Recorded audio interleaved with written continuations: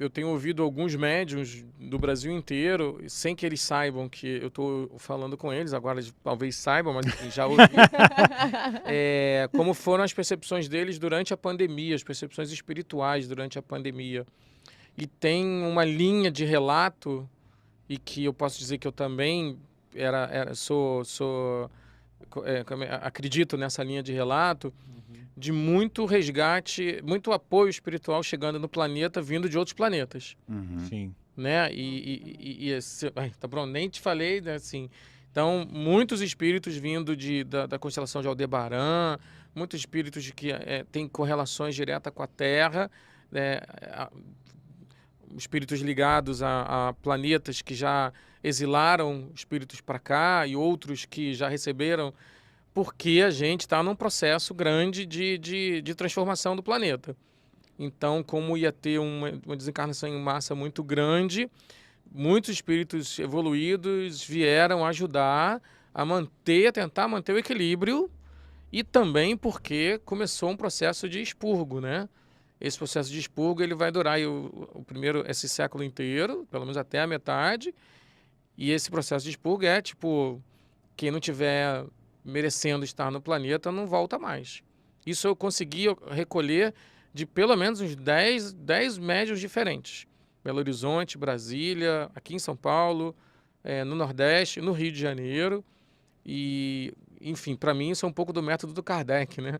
Aprendendo com o professor e todos relatando a presença de seres de outros planetas que vieram ajudar, inicialmente, né? Agora, sei lá se vieram outros em outras cargas tentando atrapalhar. Esse ninguém relatou, né?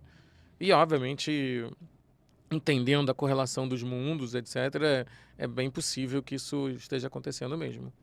Qual que é a sua interpretação desse fenômeno? Porque a gente já recebeu também aqui, inclusive a gente já teve uma incorporação aqui no programa ao vivo, de um médium que incorporava um preto velho. Sim. E esse preto velho, na verdade, se revelou ser de uma outra constelação e tal. Sim. Que usou esse arquétipo, né? Sim. Que usa essa roupagem para que ele seja inteligível, que as pessoas consigam entender, adotar, associar a mensagem, né? E aí, assim, é algo muito interessante, porque meio que a gente meio que entende hoje que isso está sendo mais aceito agora do que antes. Então tinha meio que sei lá, um bloqueio, talvez, vamos chamar assim, né? Tipo, havia uma hesitação em falar que aquela entidade, aquela Sim. consciência era extraterrestre. É. E agora meio que estão começando a ter uma liberdade maior. Qual que é a sua percepção disso? Me parece que eles combinaram dizendo assim, vamos começar a falar agora, né? Me parece que essa informação, e aí talvez tenha um coordenador disso tudo, talvez seja, como os espíritos dizem, seja o Cristo, né?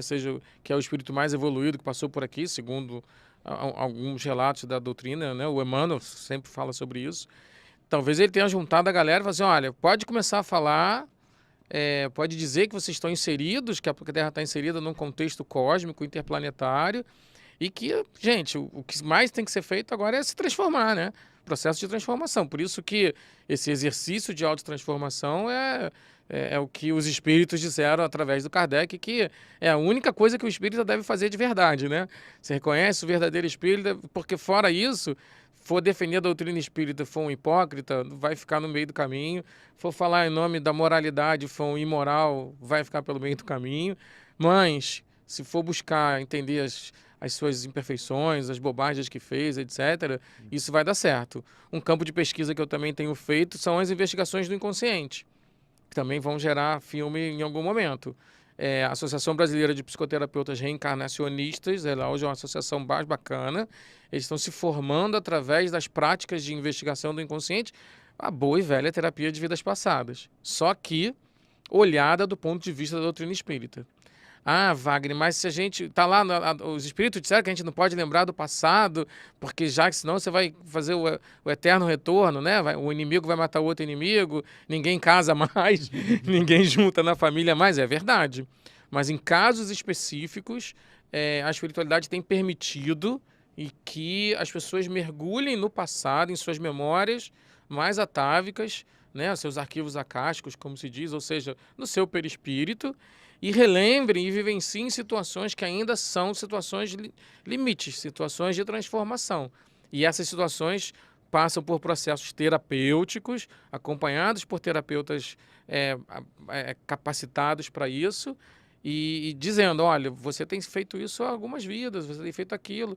Isso é algo bem bacana também. Eu tenho visto muita gente em casos de disfunções gerais, né? Adicções gerais, doenças que eventualmente são doenças originárias no espírito, e que as pessoas têm sido bem tratadas e tem sido bacana, tem sido bonito de fazer.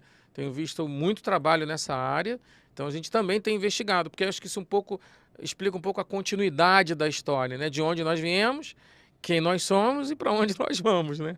Vai saber para onde nós vamos, mas a gente vai, né?